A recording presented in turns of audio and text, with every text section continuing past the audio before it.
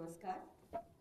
आज मेरे साथ पार्टी के वरिष्ठ नेता, पार्टी के विधायक वीरेंद्र कादियान जी बैठे हैं, अनुराग ढांडा जी बैठे हैं और सुमेश शौकीन जी बैठे हैं।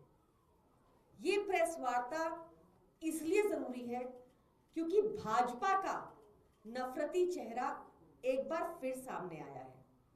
हमने बीते 10 सालों में देखा कि कैसे भाजपा नफरत की राजनीति करती है, समुदायों के बीच में भेदभाव बढ़ाने की राजनीति करती है, और जब वो फेल हो जाती है तो वो हमेशा उस कम्युनिटी को बदनाम करने की साजिश रचती है, हमेशा घृणा की नजर से देखती है। और ऐसा एक उदाहरण जाट समाज के साथ भी देखने को मिल रहा है। आपको मालूम है कि हमारे विधायक नरेश बाल्यान जी, जो उत्तम नगर से विधायक हैं, कैसे उन्होंने 5 कंप्लेंट्स डाली थी 2022 से लेकर 2023 के बीच में कि उनको फिरौती की कॉलें आती थी, रंगदारी की कॉलें आती थी। इनफैक्ट उनको कॉलर बताता था कि उनके बेटे की लाइव लोकेशन क्या है। तो इस पर संज्ञान ना लेने की बजाय भाजपा ने अपनी नफरती राजनीति के चलते उनको ही, उनके ऊपर ही एक फर्जी केस डालकर उनको जेल में करवा दिया।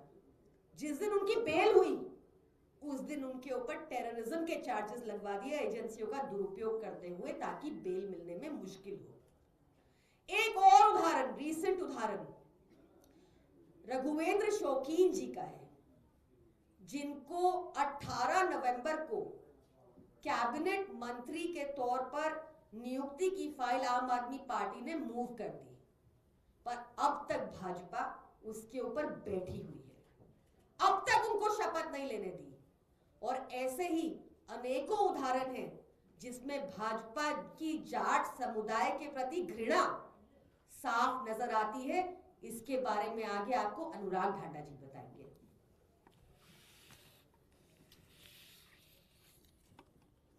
बहुत बहुत धन्यवाद।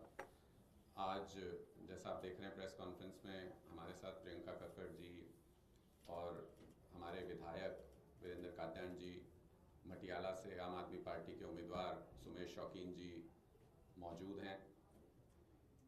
और अगर आप देखेंगे तो पिछले लंबे समय से भारतीय जनता पार्टी जाट समुदाय, जाट समाज और किसान वर्ग के खिलाफ एक सोची समझी साजिश करके इस पूरे जाट समाज और किसान वर्ग को जनता में बदनाम करने, इमेज खराब करने, दूसरे जातियों के साथ द्वेष पैदा करने, इनकी राजनीतिक अहमियत को, राजनीतिक अस्तित्व को समाप्त करने और जाट समाज से आने वाले विशिष्ट लोगों को विशेष रूप से टारगेट बना के उनके राजनीतिक करियर को खत्म करने की लंबे समय से योजना भारतीय जनता पार्टी बना रही है।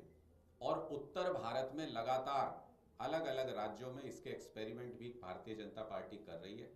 इसके ढेरों उदाहरण आप कितने भी उदाहरण इसके देख सकते हैं।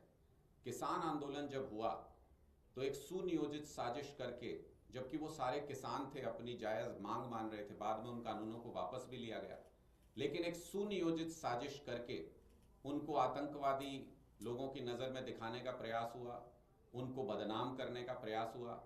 जिनके बेटे, जिस किसान वर्ग के, जिस जाट समाज के बेटे फौज में लड़ते हैं, उनको ऐसा दिखाया गया कि विदेशों से मदद लेके जैसे कोई आतंकी गतिविधि वो कर रहे हो। उसके बाद आप आ जाइए, पहलवान बेटियों ने जब अपने मान सम्मान की आवाज़ उठानी चाहिए उसके लिए आंदोलन किया, उनके बारे में भी इस तरीके की टिप्पणी और बयान दिए गए कि ये एक विशेष समाज से आते हैं। तब भी जाट समाज को बिल्कुल अलग थलग करने का प्रयास किया गया। हरियाणा में राजनीतिक एक्सपेरिमेंट करते हुए भारतीय जनता पार्टी ने 35-1 का नारा इस तरीके से दिया मानो कि जाट समाज को पूरे देश और पूरे प्रदेश की नज़र में अछूत बनाना चाहते हो, एक तरीके से उनको नीचा दिखाना चाहते हो, राजनीतिक रूप से अलग थलग करना चाहते हो।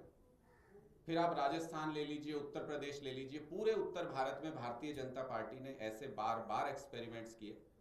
और पिछले 1 महीने में जो कुछ हो रहा है भारतीय जनता पार्टी की तरफ से, उससे दिल्ली प्रदेश का जाट समाज और किसान वर्ग भी बहुत ज़्यादा गुस्सा है, बहुत ज़्यादा नाराज़ है। ये मैं नहीं कह रहा हूँ, हम गांव-गांव में जाते हैं तो गांव में जो सुनने को मिलता है, जो लोगों के अंदर गुस्सा है, वो साफ तौर पे नज़र आता है, क्योंकि एक चेन पूरी बनती जा रही है, एक चेन एस्टेब्लिश हो रही है। पहले एक हमारी सरकार में जाट विधायक ही थे, मंत्री थे, सीबीआई ईडी लगा के उनके घुटने टिकवाए गए, विधायक पद से भी इस्तीफा तक देना पड़ा। 8 विधायकों में से एक को इस तरीके से किया गया। फिर उसके बाद नरेश बाल्याण जी को देख लीजिए, जो खुद पीड़ित है, जो 2022 से जो आरोप उनके ऊपर लगा रहे हैं, वो सारी बातें पुलिस को लिखित में दे रहे हैं कि ये मुझसे कराने का प्रयास किया जा रहा है, मुझसे फिरौती मांगी जा रही है, मुझे कॉल आ रही है। उन पे कोई एक्शन नहीं हुआ गैंगस्टर के खिलाफ। लेकिन हमारे समाज के, जाट समाज के एक प्रतिष्ठित व्यक्ति को, जो लगातार विधायक चुने जा रहे हैं अपने इलाके से, जिनकी एक प्रतिष्ठा है पूरे समाज के अंदर, उनको बदनाम करने की साजिश की गई। पहले सुबह सुबह भारतीय जनता पार्टी के हैंडल से कोई ऑडियो डाला जाता है, कोई वेरिफिकेशन नहीं उसका, कोई ऑथेंटिसिटी चेक नहीं उसका, और शाम होते होते पुलिस गिरफ्तार कर लेती है। जब वहां से जमानत मिलती है तो उनके ऊपर मकोका लगा दिया जाता है, जैसे वो कोई आतंकवादी हो, कोई टेररिस्ट हो। इस तरीके की मानसिकता के जरिए समाज के विशिष्ट लोगों के पॉलिटिकल करियर को खत्म करने का प्रयास करना और समाज के लोगों को बदनाम करने का जो प्रयास किया जा रहा है। अब आप देख लीजिए, 20 दिन से ज्यादा हो गए, राघवेंद्र शौकीन जी को हमारी सरकार ने मंत्री बनाने का फैसला किया, फाइल भेज दी। क्या कारण है कि 20 दिन बीत जाने के बाद भी, सरकार तो आम आदमी पार्टी की है ना दिल्ली में, तो मंत्री कौन होगा ये तो हम तय करेंगे ना। क्या कारण है, ऐसी क्या नफरत है कि 20 दिन बीत जाने के बाद भी अभी तक उनकी शपथ नहीं कराई गई है? क्या भारतीय जनता पार्टी जाट समाज के किसी व्यक्ति को मंत्री नहीं बनने देना चाहती? क्या इस बात का इंतजार किया जा रहा है कि आचार संहिता लागू हो जाए, किसी तरह से समय टल जाए? इस तरीके के ढेरों उदाहरण हैं, और जो भारतीय जनता पार्टी की नीतियां हैं लंबे समय से, वो स्पष्ट तौर पे ये मैसेज देने का काम कर रहे हैं कि जाट समाज और किसान वर्ग को राजनीतिक अस्तित्व उनका खत्म करने का प्रयास भारतीय जनता पार्टी कर रही है। इसको लेके दिल्ली के जाट समाज में, किसान वर्ग में, दिल्ली देहात में लगातार लोगों का गुस्सा पनप रहा है, और इस बात को लेकर के अब लोगों में चर्चा इस बात को लेकर चल पड़ी है कि अगर भारतीय जनता पार्टी जाट समाज को, किसान वर्ग को खत्म करना चाहती है, तो फिर जाट समाज और किसान वर्ग भी एकजुट होकर के भारतीय जनता पार्टी को करारा जवाब आने वाले विधानसभा चुनाव में देगा। इस तरह की चर्चा गांव-गांव में, दिल्ली देहात में अब लगातार चल रही है। आपके कोई प्रश्न है तो आप पूछ सकते हैं। प्रियंका जी, एक सवाल है, ताहिर हुसैन